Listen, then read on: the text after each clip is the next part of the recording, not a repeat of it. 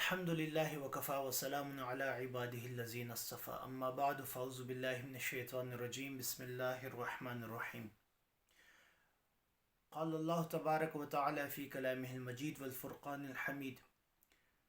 والذين يكنزون الذهب والفضة ولا ينفقونها في سبيل الله فبشرهم بعذاب أليم. صدق اللہ العظیم. محترم و مکرم سامعین کرام، اللہ تبارک و تعالی نے زکوٰۃ کو نماز، روزہ اور حج کی طرح فرض فرمایا ہے۔ زکوٰۃ کی اہمیت و فضیلت بعینہ نماز، روزے اور حج کی فضیلت کی طرح اہم ہے۔ قرآن و حدیث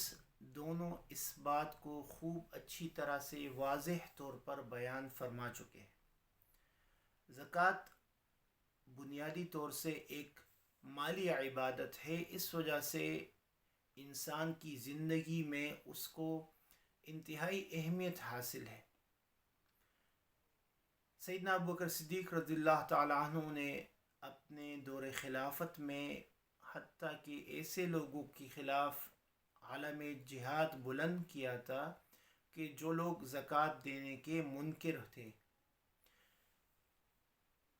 یہ بھی کہا جا سکتا ہے کہ زکوٰۃ کو انسان کی زندگی میں 50% تک اہمیت حاصل ہے، کیونکہ زکوٰۃ کا بنیادی فلسفہ یہ ہے کہ دولت کی گردش معاشرے میں رہے، جس کی وجہ سے ضرورت مند، حاجت مند، غریب، فقیر، مسکین، محتاج لوگ اپنی بنیادی ضرورتیں پوری کر سکیں۔ معاشرات تب ہی متوازن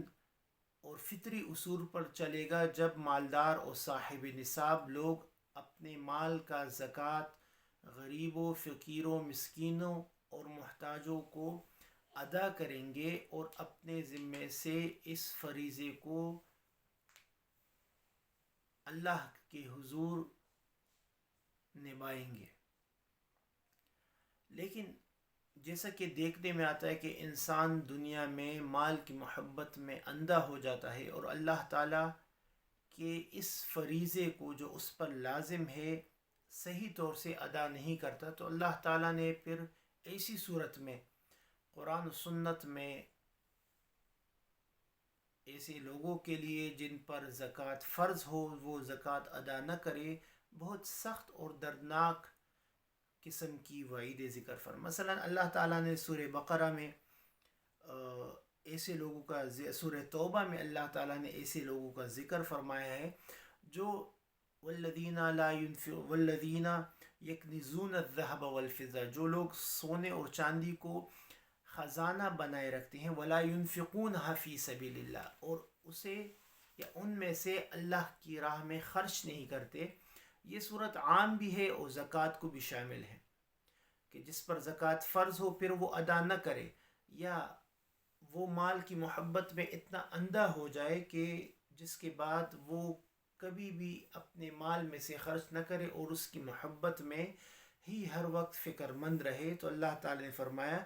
وَلَا يُنْفِقُونَهَا فِي سَبِيلِ اللَّهِ، ایسے مواقع جو اللہ کی راہ میں دینے کے ہوں اس میں وہ خرچ نہیں کرتے۔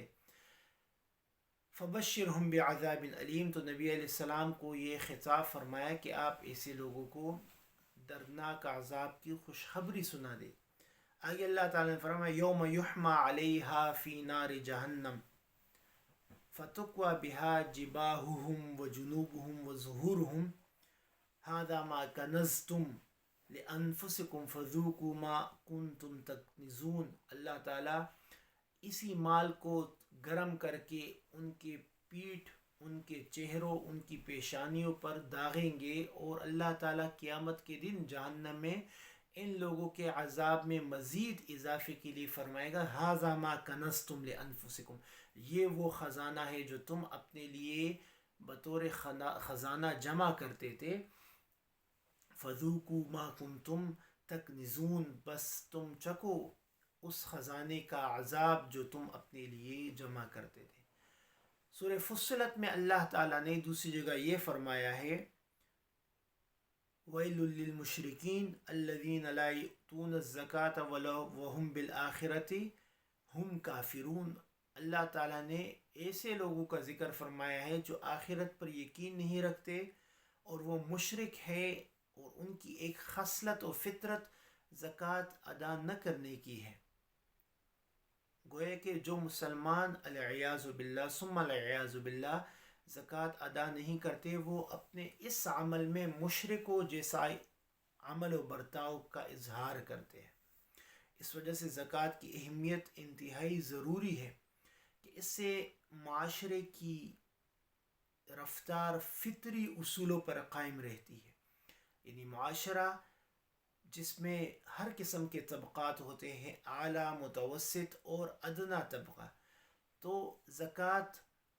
کا پیسہ ادا کرنے، وہ مال ادا کرنے سے جب غریبوں کی زندگی کا پہیہ چلے گا، ان کی بنیادی ضروریات پوری ہوں گی، تو مالداروں سے زکوٰۃ، مال کی محبت زکوٰۃ ادا کرنے سے کم ہوگی، اور غریبوں کی جو بنیادی ضروریات ہے وہ بھی پوری ہوتی رہیں گی۔ انشاءاللہ ہم ایک سلسلہ شروع کر رہے ہیں، زکوٰۃ کی اہمیت قرآن و سنت کے بارے سے بیان کریں گے، پھر زکوٰۃ کن صورتوں میں فرض ہوتی ہے، کن اشیاء پر فرض ہوتی ہے، زکوٰۃ کے لیے نصاب کیا ہے، زکوٰۃ کے مصارف کیا ہے کہ جن پر وہ خرچ کی جائے، زکوٰۃ کے خرچ کرنے کا طریقہ کیا ہے، حولان حول یعنی سال کے گزرنے کی شرط اور اس کی اقسام، یہ تمام باتیں،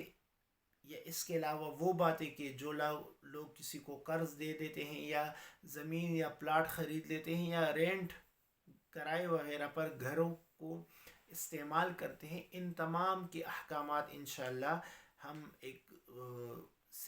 سیریز شروع کریں، زکوٰۃ کی اہمیت، زکوٰۃ کے مسائل، شرعی مسائل سے متعلق، تو انشاءاللہ آہستہ آہستہ ہم اس پر بات کریں گے۔ اللہ تعالیٰ ان تمام باتوں پر ہمیں عمل کرنے کی توفیق عطا فرمائے۔ وما علینا الا البلاغ۔